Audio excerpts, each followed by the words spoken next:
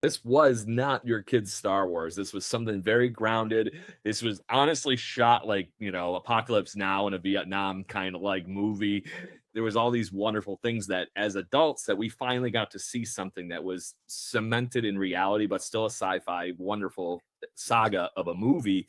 And then the characters, like I said, is the next part of this whole thing that I want to make sure we focus on a little bit. But how was that to experience with just going from your childhood to now watching this as an adult to going, oh wow, that's what I pictured Star Wars really was like?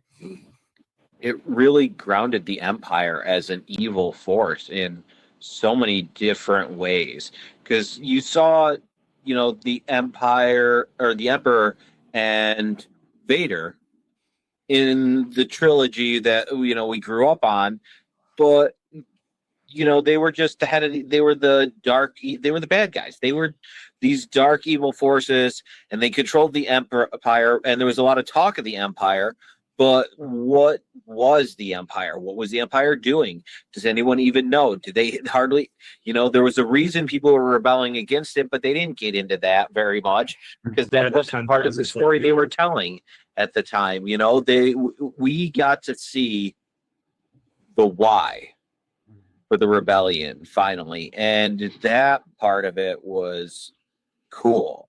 But you are absolutely correct, not for children in any way, shape, or form.